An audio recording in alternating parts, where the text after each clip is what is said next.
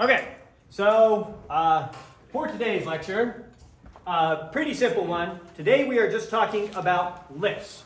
Now, the next chapter is introducing you to collections and different types of collections.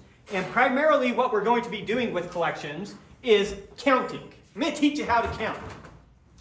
Now, I know that sounds like you already know how to count. 1, 2, 3, 4. That's one way to count. That's counting by simple enumeration. But there's other things that are real easy to count that you don't know how to easily count. Let me give you an example. I tell you, 9 people sit on a bench. 2 of them are Jack and Jill. How many ways can they sit on the bench where Jack sits next to Jill? Now that's a real easy question. You just don't know how to count that yet.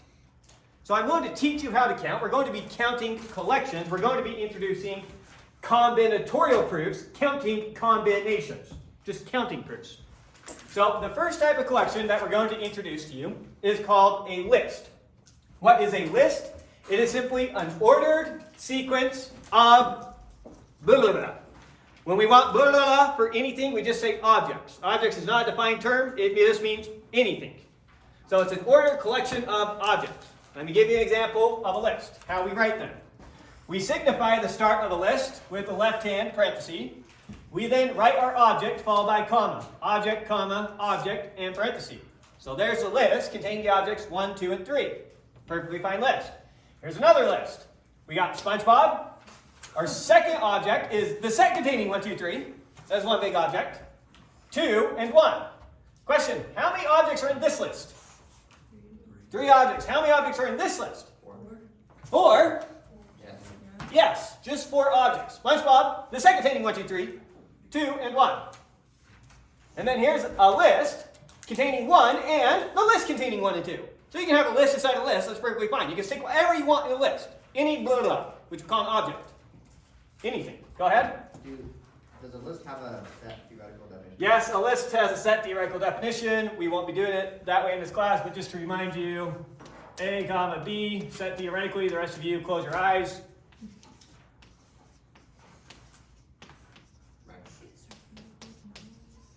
Okay, but ignore this. Okay. So now, there's some examples of lists. In lists, the order matters that you put the objects in, and duplicates matter. If I add the same object to a list again, that changes the list. If I change the order of the objects in a list, that changes the list. So the list, A, B, C, is equal to the list, X, Y, and Z, if and only if A is equal to X, B is equal to Y, and C is equal to Z. Now, there's nothing special about 3 lists. That could have also been for 4, 5, 6. Generalize the concept here. The first has to be equal to the first, the second, the third, the fourth, etc. Okay. Example. The list containing 1, 2, 3 is not the same thing as the list containing 3, 2, and 1. Because they're in different orders. And the list containing 1, 2, and 3 is not the same thing as the list containing 1, 1, 2, 3. So duplicates change your list, changing the order changes your list. Now we do a ton of work with lists that only have 2 elements in them. And so we have a special name for those types of lists. We call them ordered pairs.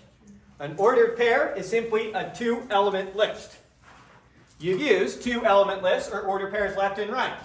Back in your algebra courses, when you were working on the XY plane and you talked about where a point was, you used an ordered pair to signify for where that point was, something like 3, 4, right? Yeah. Now 3, 4 is not a point. We use that language in geometry because we're lazy. 3, 4, that's a list. We use the list to signify the point. The point's a geometric object. A list is a list. So they're different, but we're lazy in our speech. And the point 3 over and 4 up is very different from the list from the point 4, 3 somewhere over here. Right? And the point, if we did the point 1, 2, 3, well, now we're talking about some 3-dimensional point is what that was signifying. So very different from the point 1, 2 in the XY plane. So you've already used lists to signify different things. You've already done some work with lists. Just ordered pairs. You've seen them. So ordered pair, 2-element lists. That's all there is to it.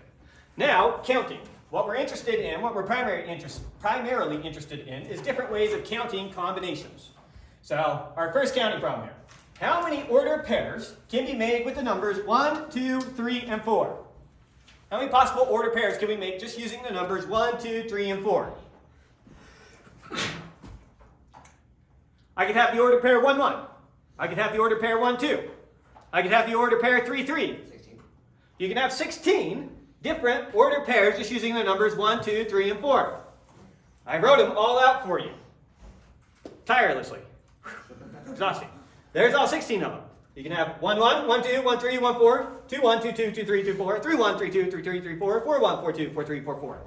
There you go. That's all the possible ways. You can have an order pair containing the numbers 1, 2, 3, and 4, where those are the only objects you stick in your order pair. Make sense? Yes. Notice I wrote it in a useful way so that my top line is all the ones that start with the same object in each row. Here's all the ones that start with the 1, here's all the ones that start with the 2, here's all the ones that start with the 3, here's all the ones that start with the 4. What if I would have said 1, 2, 3, 4, and 5? Now how many could we have made? 25. 25. And the way that we think about that is for my ordered pair, I have how many options for what goes first? 5. 5. I can either put the number 1 there, 2 there, 3 there, 4 there, 5 there. And how many options do I have for what comes second? 5. And so 5 times 5 gives us 25. And so if I said 1, 2, 3, 4, 5, and 6, Then there would be 36. then there would be 36. What if I said, how many ordered pairs can we make with A, B, square, and triangle? There's only 4 objects, so 16. I have 4 objects, 4 choices for what goes there, and 4 choices for what goes there. Nothing special about numbers. We're just sticking objects in there. We'll typically use numbers as a convenience, but numbers are irrelevant. It's just sticking objects in there and counting how many ways we can do it. So now, getting a little bit more abstract, here's what it is. If there's 4 options, then there's 16 ways we can create the order pairs. What if there were n options? How many order pairs could I make with n options? So I'm using the numbers 1, 2, 3, 4, 5, 6, all the way up to n. And it would be n squared. We would do all the ones that start with 1 here. So 1, 1, 1, 2, 1, 3, 1, 4, 1, 5, dot, dot, dot, all the way up to 1n. How many objects did I list in this row? How many order pairs are in this row? N. There's 1, 2, 3, 4, 5, dot, dot, dot, dot, n. There's n in this row. How many are in this row? How many are in this row? Dot, dot, dot. How many are in the last row? And notice how we're counting each row with the first element. How many rows are there? So there's n rows of n objects for a total of n times n, or n squared. Good so far? Yeah. I left this space so I can have some scribble space. There are n squared. Okay. Now let's make it a little bit more tricky.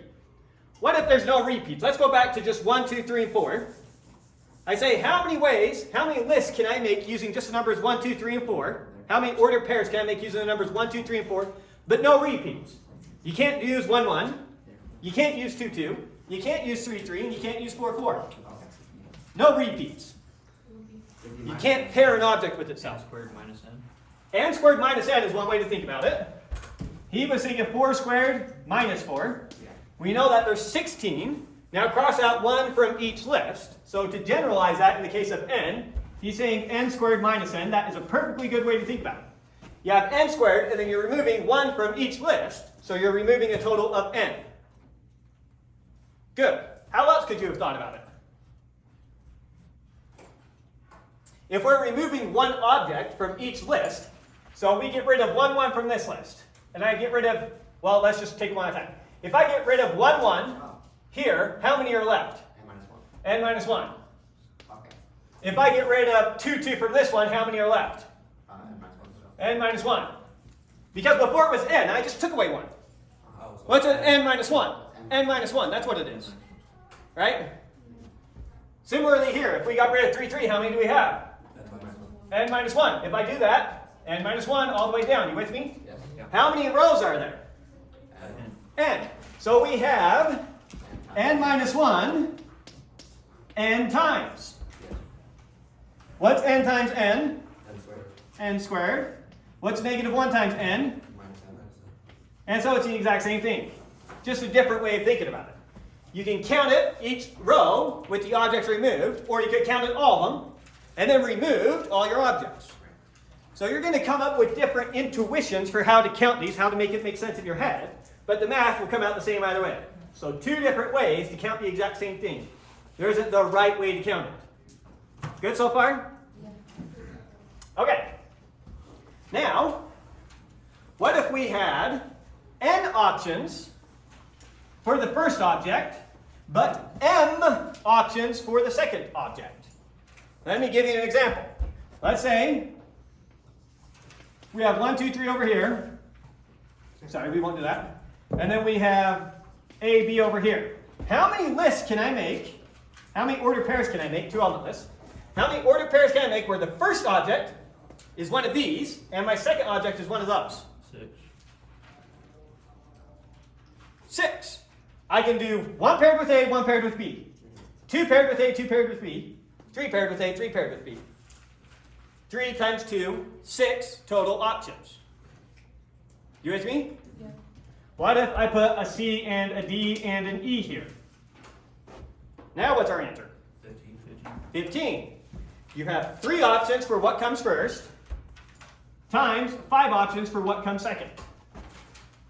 So it's 10 times n. Right. So if you have n options for the first element and m for the second, doing our table here, trying to do it in our most abstract way now, then we would have 1 paired with 1, 1 paired with 2, 1 paired with 3, all the way going through all m options. Oops. I left a space there so that we could just put n's. So we have n options for the first thing. So the first thing could be 1, 2, 3, n. And we have m options for the second thing. So the second thing could be 1, 2, 3, m. And so we have n rows where each row has m objects in it. How many order pairs do we have here? N. 1, 2, 3, all the way up to n. Similar here, m. Similar here, similar here.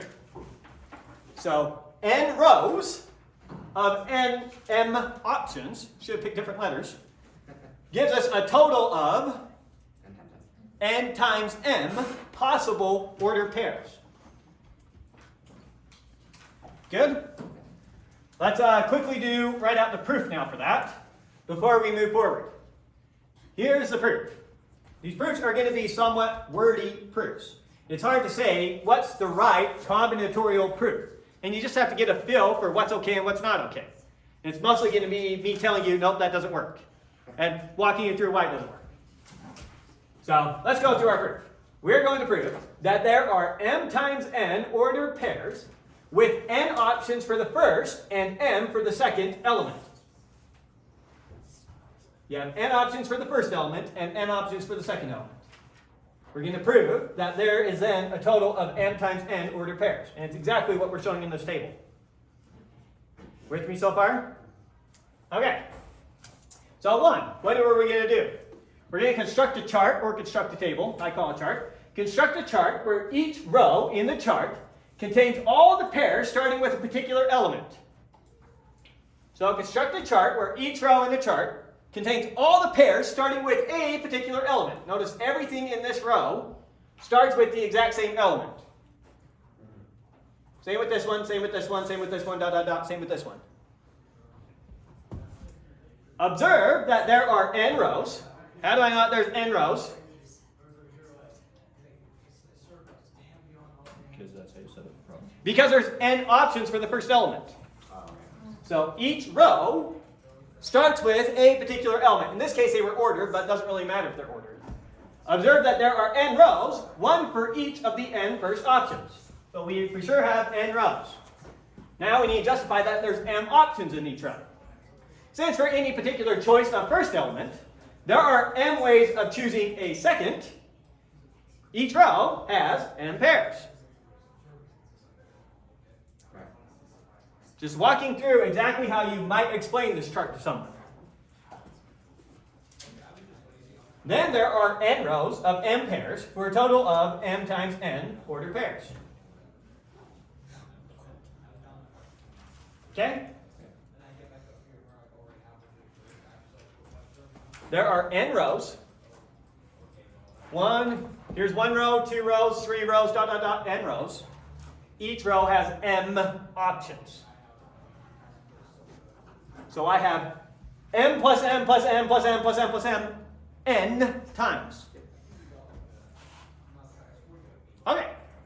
So now let's do some more counting problems. Is that proof is not very rigorous? That is exactly how these counting proofs are going to feel. All of them? Most of them. Counting proofs do not feel rigorous. Can we? Is it even possible to have that first line in the proof where we say like figure? I feel so. We would have to be completely rigorous about coming up with chart, what we're going to mean by that, what we mean by row. It would be messy. So there's not going to have that same level of rigor that you can get in something like proving an even plus an even is even. So Because even's a much simpler concept. is combinatorial a rigorous field or a well-defined field? Sure, but there's some fields where the further you go, the more high level the languages that you use. It's just nature of how it goes. Okay. Anyway, so let's do some more counting problems.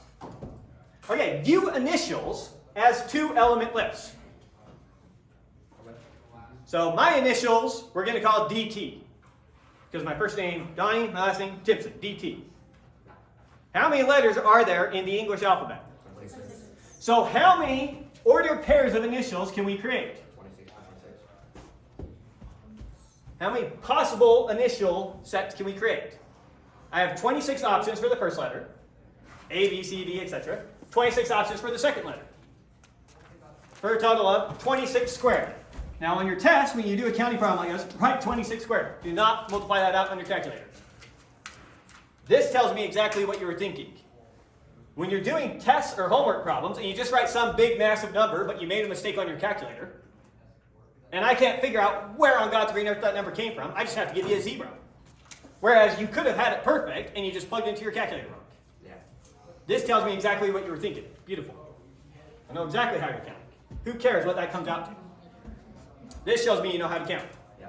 Okay, let's repeat the same question. How many sets of initials can we create with no repeat? So I can't have AA. I can't have BB. 26 squared minus 26 minus 26 squared minus 26. So you can do 26 squared minus 26. Perfect. Or you could have done 26 times. Once I pick an option here, how many options do I have for my second one? Now I only have 25 options because I can't reuse whatever I chose here. So it's also 26 times 25. Now 26 squared minus 26 is the same thing as 26 times 25. Right. This is 26 26 times. Get rid of one of those 26. Okay, now you have 26 25 times. Right? Okay, so both those answers perfectly fine. Next one. You go and you set up a club with 10 people. You're going to select someone to be a president and someone to be a vice president. How many ways can you select a president and a vice president? 10 times the first one and 9 times the second one. So yeah, so we'll say the first person is your president and the second person is your vice president. How many options do you have for your president? 10 people. Once you choose that person, you can't use that same person as your vice president. So now how many options do you have for your vice president? 9. So it's the same type of problem. We just can't have a repeat. I can't do Jerry. So it's 10 times 9, or in this case, 90. With something that simple, you can go ahead and just write the number. I don't care in that case. Hard to mess up, 10 times 9. But 10 times 9, perfectly fine, tells me where you're coming from. 90, perfectly fine, tells me where you're coming from. Now let's say that you want to elect a president, a vice president, a secretary, and a treasurer. Now what is it? So now we're electing 4 people. So even And then 4 5 out times of 8 times 7. So how many options do we have for our president? 10. 10. Sorry. So we have 10 options for who can go here. Times, now how many options do we have for our second person? 9. And now we have a president and a vice president. How many options do we have for our secretary? 8. And once we have them, how many options do we have for our treasurer? 7. So 10 times 9 times 8 times 7. Now, this is a very common way to count, and I don't like writing 10 times 9 times 8 times 7. That is really tedious, especially if we have to multiply out like 10 terms here. So we have a shorthand for this. This is what 10 sub 4 means. Starting at 10, keep multiplying down, incrementing, do it for 4 numbers. So 10 sub 4 means 10 times 9 times 8 times 7. 10 sub 4. So 10 factorial is the same thing as 10 sub 10? Sure. In fact, that's probably the exact definition we'll use. Okay, did I miss any example problems? No. All right, ready to move the camera. Any questions on that before I move the camera? All right.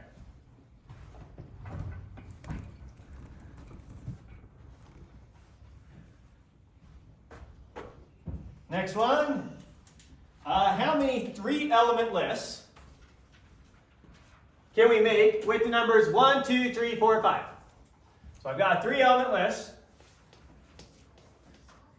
I may create using 5 options. The number 1, the number 2, the number 3, the number 4, the number 5. How many of these lists can I make? 5 or 5. I can do 1, 1, 1, 1, 1, 2, 1, 1, 3. How many can I make if I write them all out? 125. How are they coming up with that? How many options do I have for which number goes here? 5. I have 5 options. Times, how many options do I have here? 5. 5. Times, how many options do I have here? 5. 5. For a total of 5 cubed. Okay, now let's repeat the same question, but no repeats. So I can't have 5 show up twice in my list. I can't have 1 show up twice in my list. I can't have 2 show up twice in my list. No repeating numbers. 5 and 3? Or, yeah. So how many options do I have for what number can go first? 5. I have 5 options for which one can go first. I can pick any number I want to go right here. Any of those are available. Yeah. Once I choose one, how many options do I have for what goes here if we're not repeating? 4. And then once I choose that one, how many options do I have for what goes right here? 3. And so that was starting with 5, multiplying, decrementing once, 3 times. So 5 sub 3 is counting without repeats. 5 to the 3 is counting with repeats. And that's why that notation was chosen. It's related to counting. And so, in general, if I'm going to make a k element list, so there's 1, 2, 3, 4, dot, dot, dot, k of them, and I have n choices, how many k element lists can I make when I have n choices? I have n choices for what goes first, n for second, n for third, n for fourth, dot, dot, dot, n for the kth. I have n times n times n times n, dot, dot, dot, times n, k times. So it's n to the k. So it's just n to the k with repeats. That's how many ways you can make a k element list, how big your list is as a k, where n is the number of options you had for each item. That make sense? It's the exact same thing that we did up here. Up here, 3 was our k, that's how long our list was, and 5 was the number of options we had. In general, n is your number of options, k is the size of your list. Similarly, if we did no repeats, then you have n options for this one, and then n minus 1 for this one, times n minus 2, times n minus 3, times dot, dot, dot, times n minus k plus 1. Your last term. And that's what we mean by n sub k. Where's the k small from? Just let's see a concrete example.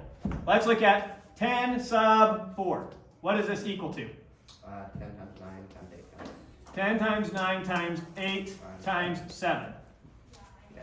Notice that 7 is the same thing as 10 minus 4 plus 1. So the last number you start with is always 1 higher than the difference of these two numbers. 10 minus 4 is 6. You're going to end on 1 higher, 7. Okay. That's what this is saying. N minus k plus 1 will be the last number you multiply when it's n sub k.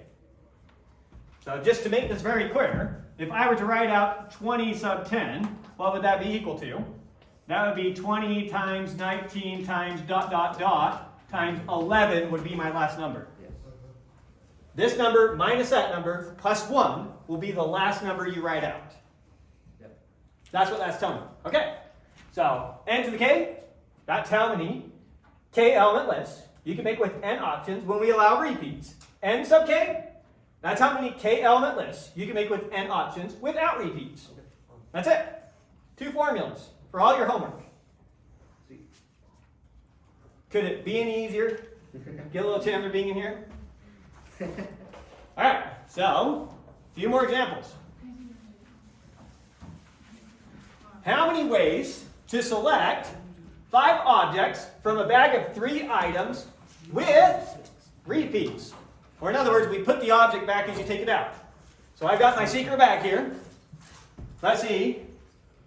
There's 3 items in my bag, but we're going to have you each select, but we're going to select 5 objects. So I'm going to take 5 of you and you each get select an object. So here's the object that Caleb's going to pick. Here's the one for Alex, etc. One of you gets left out, sorry.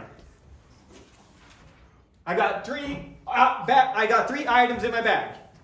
He's going to pick one and then put it back. And then you're going to pick one, put it back. Then you're going to pick one, put it back. And we're going to do that 5 times. How many different ways can this possibly happen? 3 to the 5. 3 to the 5. The number of options you have to the power of the size of your list.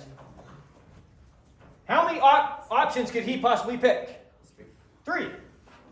Times, how many options could the next person pick? Since he put the object back, there's still 3. Times 3, times 3, times 3. Or in other words, 3 to the 5. Yes. The number of options to the power of the size of your list. Good? What happens if we don't have repeats? Well, let's keep going. Let's switch it now. This time, we're going to select 3 objects from a bag of 5 items without replacement now. So there are no repeats. So how big is my list going to be? 3. My list this time is going to be 3. And what's my end? How many options are there? 5. Now, are there repeats? No. So how many options for the first one? 5. How many options for the second? 4. And how many options for the third? Which is exactly what we mean by 5 sub 3. So this one was, sorry I didn't write it, 3 to the 5. This one happened to be 5 sub 3. Good? Yeah. Let's try another one. This time we're going to select 5 objects from a bag of 3 items without replacement. You're going to run out of items or objects. Yeah, so let's see, how big is our list? How many objects are we selecting? 5. 5.